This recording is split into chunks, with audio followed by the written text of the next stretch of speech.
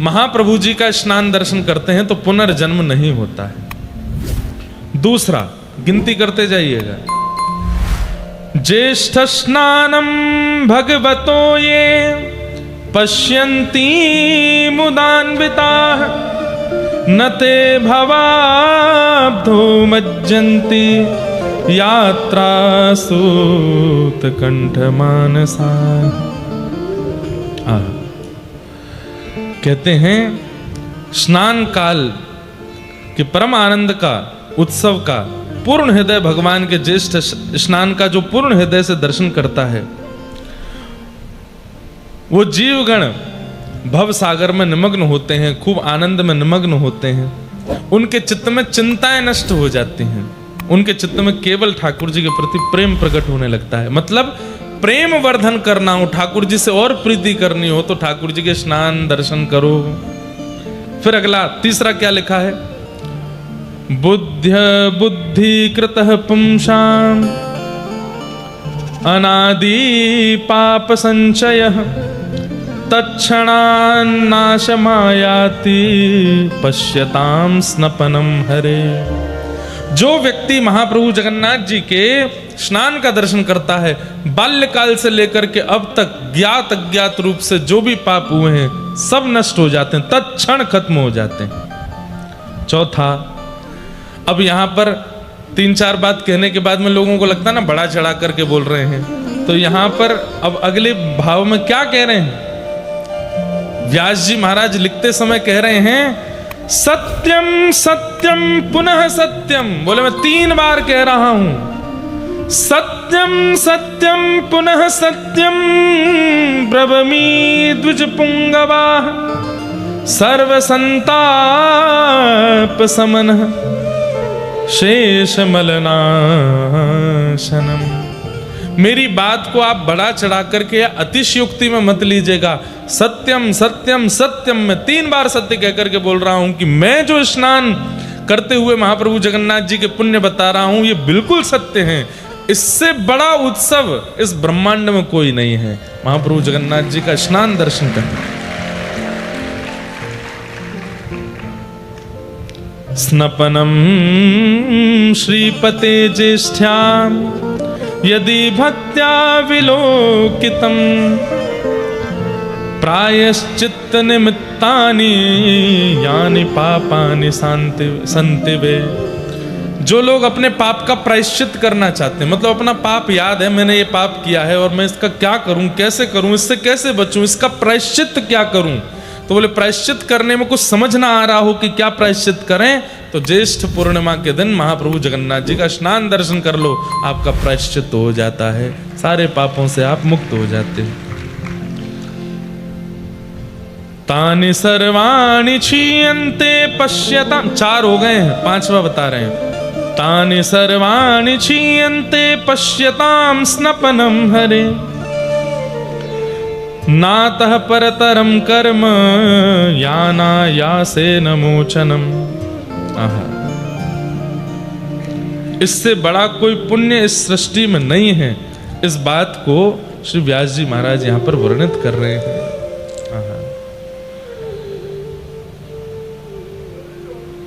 और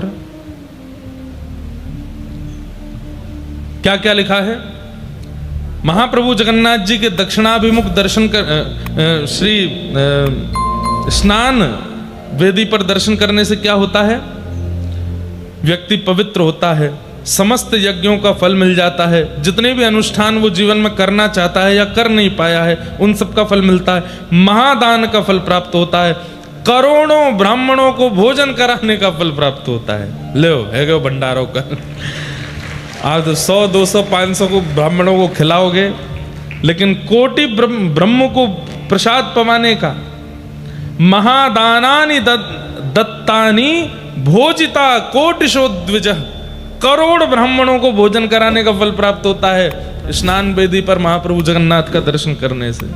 करोड़ों ब्राह्मण भोजन, गया आदि तीर्थों में करोड़ों पिंडदान, मतलब सारे पितृ भी मुक्त हो गए कल महाप्रभु जी का दर्शन करके, सबका पिंडदान भी हो गया। पुण्य काल में तीर्थ स्थानों में अधोरदयादि योग सहित करोड़ों तीर्थों में करोड़ों बार स्नान करने का भी फल प्राप्त हो जाता है। इससे ऊपर क्या बोले आपको, हैं? स्नातानि तेन भो विप्रा य पश्येत स्नपनम हरे कोटि तीर्थेषु कोटिश। मतलब गंगा जी, यमुना जी, कावेरी, सरजू जी आदि आदि आदि आदि जितनी भी नदियां हैं, जितने भी तीर्थ हैं, जितने भी कुंड हैं, जितने भी सरोवर हैं जहां पर एक डुबकी लगाने का भी फल होता है, उन तीर्थ कुंड सरोवरों में भी 1 करोड़ बार स्नान करने का फल एक बार में प्राप्त होता है महाप्रभु जी को स्नान दर्शन करने से। बताओ, इतना पुण्य देने वाले कोई देव है? और किस लिए दे रहे हैं? कि हम पाप मुक्त रहें, ताकि पाप मुक्त रहेंगे तो मृत्यु के बाद उनको प्राप्त कर लेंगे, केवल हमारे लिए महाप्रभु जी इतना योग बल देते हैं। भगवान के स्नान धरने से श्रेयस्कर कर्म किसी शास्त्र मार्ग में दृष्ट नहीं होता, यह भी लिखा है। सत्यम सत्यम पुनः सत्यम, दूसरी बार आया यह श्लोक। सत्यम सत्यम पुनः सत्यम ब्रवीमि द्विज पुंगवा नातः श्रेयस्करम कर्म शास्त्र दृष्टे प्रतिष्ठितम। मैं फिर से कह रहा हूं कि मैं सत्य बोल रहा हूं, सत्य बोल रहा हूं, सत्य बोल रहा हूं। इतना पुण्य किसी शास्त्र में और किसी भी क्रिया को, किसी भी पुण्य कर्म को करने से प्राप्त नहीं होगा जो स्नान वेदी पर महाप्रभु जगन्नाथ के स्नान दर्शन करने से प्राप्त होता है। अब हमको तो यह लग रहा है हर स्नान पूर्णिमा पे जगन्नाथ जी के पास ही आ जाया करें, सबको दर्शन करावें, अपने लाल जी का यहीं स्नान उत्सव करें, महाप्रभु जगन्नाथ जी का स्नान दर्शन करें, हैं हर साल कर लें। क्या होगा फिर? इतने पुण्य आ जाएंगे हम पे कि हमको दूसरों को दान करना पड़े, ले हमारे पुण्य ले ले भाई। लेकिन एक बात, ये करोड़ करोड़ शब्द सुनकर के आप लोग कहीं फूल मत जाना कि अब तो हम सारे पापों से मुक्त हो गए। एक बात बोलें, हम इस पृथ्वी पर खड़े हैं, यहां जन्म लेकर के आए हैं, इसका मतलब हमारे पाप भी अधिक हैं। हमारे पापों की कोई गणना नहीं है, हमारे पापों की कोई गिनती नहीं है। इसलिए महाप्रभु जी ने खोल दिए कि भाई मेरा एक दर्शन कर लो, स्नान दर्शन कर लो, कोटि पुण्य प्राप्त होगा। क्यों? क्योंकि तुम्हारे पाप तो खरबों में हैं, तुम्हारे पाप तो जाने कितने हैं, थोड़े तो कम होंगे। इसलिए कहीं फूल मत जाइएगा कि अब तो हम मुक्त हो गए। कहीं फ्लाइट में, ट्रेन में स्पर्श मत करना, हमारे अंदर बहुत ज्यादा पुण्य है, ऐसा नहीं करना। हमारे पाप तो इतने हैं कि ऐसा लगता है समुद्र में से केवल एक जग भर के जल निकाल दिया होगा, समुद्र अथाह तो अभी भी भरा पड़ा है। इसलिए कहीं एक बार स्नान दर्शन करने के बाद आप मन बना लो कि बस अब तो हो गया सब, अब कुछ करने की आवश्यकता नहीं। ठीक है, पुनर्जन्म नहीं होगा, पुनर्जन्म, लेकिन पूर्व के भी तो नष्ट करने। तो हर साल जब तक जीवित हो स्नान दर्शन करते ही रहो। ठाकुर जी के रथ आरूढ़ होने का दर्शन उसकी अलग महिमा है, लेकिन कह दें तो कोई अतिशयोक्ति नहीं, किंचित तनिक ज्यादा महिमा ठाकुर जी के स्नान दर्शन की है। ये बात तो यहां पर स्वयं कह रहे हैं, नातः श्रेयस कर्म कर्म शास्त्र दृष्टे, इससे श्रेष्ठ कर्म शास्त्र में मुझे दिखता नहीं है। भगवान को स्नान करते हुए देखना, प्रतिष्ठितम। आहा, अब एक बात बहुत पते की, यदेव पुण्य मुदितम स्नान दर्शन कर्मणि।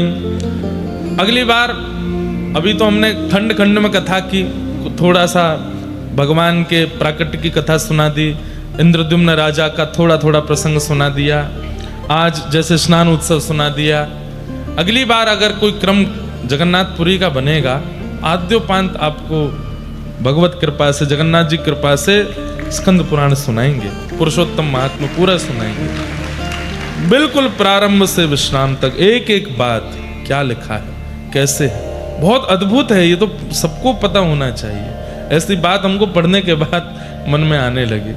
और ये सब कृपा पहले दिन जब यहाँ आए तो यहाँ के गजपति महाराज ने हमको आज्ञा की कि आप स्कंद पुराण की कथा करो। स्कंद पुराण से लेकर के महाप्रभु जगन्नाथ जी का यश कहिए। तो ये देख करके इतना सुख मिल रहा है कि कितना सुंदर भाव है। अभी तक जो हम बताते आए उनसे भी लाख गुना सुंदर भाव तो यहाँ वर्णन है। क्या लिखा है?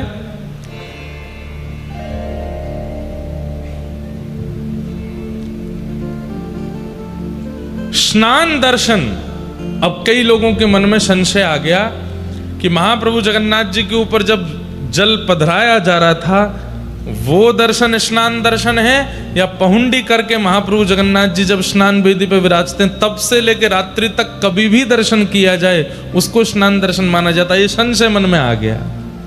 तब कह रहे हैं यदेव पुण्य मुदितम स्नान दर्शन कर्मणि तत्फलम वाप्नोति दृष्ट्वा मंचस्तमुच्यतम।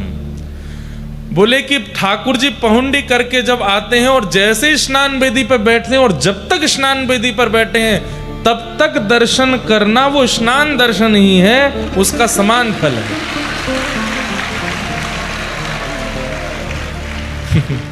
क्योंकि कई लोगों को चिंता हो गई कि हमने तो महाप्रभु जी के स्नान के समय नहीं किए दर्शन, लेकिन स्नान वेदी पर कितनी भी देर महाप्रभु बैठे उस समय जब जब आप दर्शन कर रहे हो उसका पुण्य अतीत है। अब एक प्रश्न और, क्या? एक एव जगन्नाथ, एक जगन्नाथ त्रिधा तत्र स्थितो द्विजा एकैकस्यापि स्नपनं दर्शनं मुक्तिमुद्दितम्। किसी ने महाप्रभु जगन्नाथ जी का जलाभिषेक नहीं देखा, बलभद्र जी का नहीं देखा पर सुभद्रा जी का देखा था, या जगन्नाथ जी का नहीं देखा, सुभद्रा जी का नहीं देखा, बलभद्र जी का देखा था। हम लोगों के मन में आता है कि जगन्नाथ जो है वो केवल कालिया ठाकुर हैं, उन्हीं का दर्शन, उन्हीं का स्नान वही फल देगा। तब कह रहे हैं, बोले तीनों में से किसी के ऊपर भी जलाभिषेक दर्शन या किसी का भी दर्शन मंचस्थ किया हो, मतलब स्नान वेदी पर, कभी कभी भीड़ इतनी ज्यादा, सेवाएं थी, इतने आ गए कि महाप्रभु जी दिख ही नहीं रहे लेकिन बलभद्र जी दिख गए, तो तीनों में से कोई भी दिख गया हो तो उसका समान पुण्य प्राप्त होता है, बिल्कुल इसमें कोई संशय नहीं है। एक एव जगन्नाथ, ये तीनों जगन्नाथ ही हैं, इनमें भेद मत कीजिए। और जब महाप्रभु जगन्नाथ का स्नान दर्शन कर रहे हो तब क्या बोलना चाहिए? अब ये कल तो नहीं बोल पाए लेकिन अगली बार आए तो बोलना है। जय स्व राम भद्रेति जय भद्रेति यो वदेत, जय कृष्ण जगन्नाथ जयेत्युच्चारयेन् मुदा। क्या बोलना चाहिए? एक बार, हे कृष्ण जगन्नाथ, जब महाप्रभु जगन्नाथ का दर्शन करो, हे कृष्ण जगन्नाथ। हे राम, जब बलराम जी का दर्शन करो तब भुजा उठा करके हे राम, और मध्य में विराजमान हे सुभद्रे, ये 3 बार उच्चारण करना चाहिए। आपकी जय हो, आपकी जय हो, आपकी जय हो, जय जयकार हो। ये श्लोक बोलते हुए स्नान काल में भगवान के सन्मुख ये मंत्र उच्चारण करते रहना चाहिए। अभी हमारे पंडा जी आए थे जो मंच पर आके, वृंदावन के पंडा वे ही हैं, वृंदावन के लगभग सबके पंडा वे ही हैं। कल जब पहुंडी रात में दर्शन करने गए हम तो उन्होंने कान में मेरे कहा कि जब ठाकुर जी पहुंडी करके निकले तब मौन रहिएगा। जब ठाकुर जी सामने से निकलते हैं उस समय मौन रहिएगा, कुछ बोलिएगा नहीं, और हो सके तो केवल महामंत्र का उच्चारण या गुरु मंत्र का या जो आपका मंत्र हो बस वो बोलिएगा। मैंने कहा वैसे ही जब ठाकुर जी सामने आते तो कुछ और निकलता नहीं, जय हो जगन्नाथ की जय हो, यही निकलता है सबके मुख से। लेकिन उनका भाव था कि अपना गुरु मंत्र, अपने इष्ट मंत्र, महामंत्र, कोई भी मंत्र जब ठाकुर जी पहुंडी करके निकले उस समय यदि बोला जाए तो सिद्ध हो जाता है, वो पवित्र तो है ही, हमें उसकी सिद्धि प्राप्त हो जाती है। इस प्रकार महाप्रभु जी के जलाभिषेक दर्शन का फल बताया। अब उस अभिषिक्त जल को पान करने का और उससे स्नान करने का क्या फल है वो बता रहे हैं। क्या कह रहे हैं? भद्रासन में बैठ करके महाप्रभु जगन्नाथ जी के अभिषिक्त जल उसका पान करके उसको सिर पर धारण करना चाहिए, उससे स्नान करना। अब इतना तो मिलता नहीं कि स्नान हो, तो क्या करें, थोड़ा जल पी के जो थोड़ा बच जाए उसको ऐसे अपने सिर पर। अच्छा, ये पीना कैसे चाहिए ये तो किसी को आता ही नहीं है। ठाकुर जी का चरणामृत हो या वो सदैव बंधुओं हाथ में लेकर के इससे मुख स्पर्श नहीं होना चाहिए। ये आप या इतना, एक तो ऐसे मुद्रा बनाइए कि वो इतने में आ जाए और उसको सीधे मुख के अंदर स्पर्श मत कराइए, सीधा डालिए मुंह खोल करके। मुख में जाएगा, थोड़ा मुख पे लग जाएगा, उसको मुख पे पहुंच लीजिए। लेकिन महाप्रभु जगन्नाथ जी के मंदिर में कुछ झूठा नहीं होता, महाप्रसाद भी झूठा नहीं होता, जल भी झूठा नहीं। कल यहाँ पे ठाकुर जी का जो जब पहुंडी करते समय जल पीते हैं तो वो पधराया गया, तो हम पीने वो नहीं, मुंह लगा के पीजिए। मैंने कहा झूठ, अरे ये महाप्रभु जी का है, यहाँ पे कुछ झूठा नहीं होता, सब पान कर जाते हैं। पर फिर भी आप लोगों को ऐसे ही उसका पान करना चाहिए और सिर पर धारण कर लेना चाहिए। ऐसे में नहीं हो पाता तो ऐसे लेकर के उसको ऐसे धारण करना चाहिए, ताकि हाथ आपका झूठा ना हो, अपवित्र ना हो। महाप्रभु जी के जल, स्नान युक्त जल का सेवन करने से और अपने सिर पर धारण करके उसका स्नान मानने, स्नान मतलब पूरा नहाना नहीं होता, केवल मस्तक पर धारण कर लो, नेत्रों से लगा लो, वक्ष पर लगा लो, ये स्नान है। उसका क्या है पुण्य? अपुत्रामृतवत्सा वा वंध्या वापि लभेत् सुतं सुभगः सर्वलोकानां निर्धनो धनवान भवेत्। सुभगः सर्वलोकानां निर्धनो धनवान भवेत्। पहला, यदि कोई अपुत्र है मतलब संतान नहीं है तो उन पर भगवान कृपा करते। कोई वंध्या है, संतान जन्म नहीं हो रही है, पुत्र जन्म नहीं हो रहा, पुत्री जन्म नहीं हो रहा, उस पर ठाकुर जी कृपा करते हैं। और मात्र पुत्र का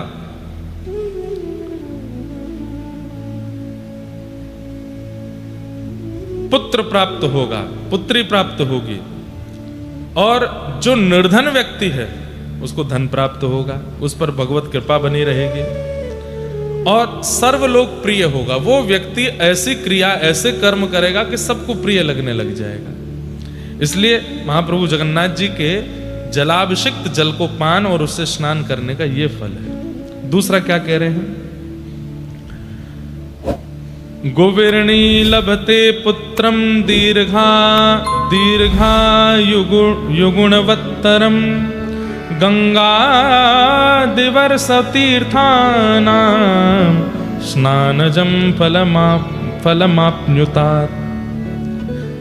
अगर कोई गर्भवती माता है वो यदि उस जल का सेवन करे तो ठाकुर जी का परम भक्त बालक जन्म लेगा। भक्त प्रहलाद, भक्त ध्रुव जैसा बालक प्रकट होगा और वो बालक अवश्य ही दीर्घ काल तक जीवित रहने वाला होगा, मतलब उसकी अकाल मृत्यु नहीं होगी। महागुणशाली पुत्र प्राप्त होगा।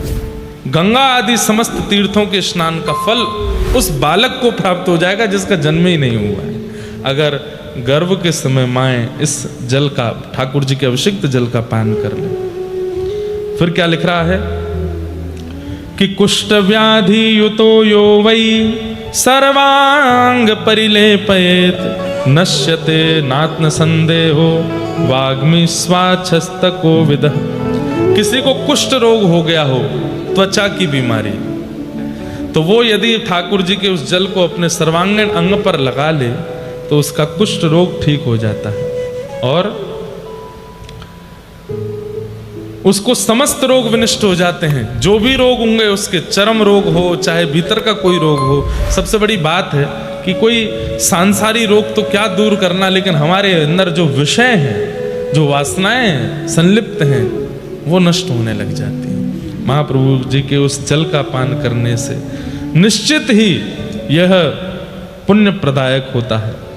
नातः पवित्रम भो विप्रा सर्वधुन्य भोपि कर्तितम यत यत कामयते चित्ते एहि कामोस्मिकं तथा। कह रहे हैं कि महाप्रभु जगन्नाथ जी के इस जल को, इस जल की महिमा इतनी है कि कोई पवित्र नदी भी उसकी उपमा को ग्रहण नहीं कर सकता। इतना पवित्र महाप्रभु जगन्नाथ जी का अभिषिक्त जल है, उसका पान करना चाहिए। ऐसे विष्णु स्नानावशेषेण तायेन लभ्यते फलम स्नान दर्शन नजम पुण्यम धर्मात्मा लभते ध्रुवम। कितना पुण्य प्राप्त होता है उसको प्राप्त करने से, इसका तो वर्णन नहीं किया जा सकता। अतएव मनीषी गणों का कथन है कि धर्मात्मा व्यक्ति को स्नान दर्शन जनित पुण्य निश्चित प्राप्त होता है, और व्यक्ति को साल में एक बार महाप्रभु जगन्नाथ जी का स्नान दर्शन अवश्य अवश्य अवश्य करना चाहिए।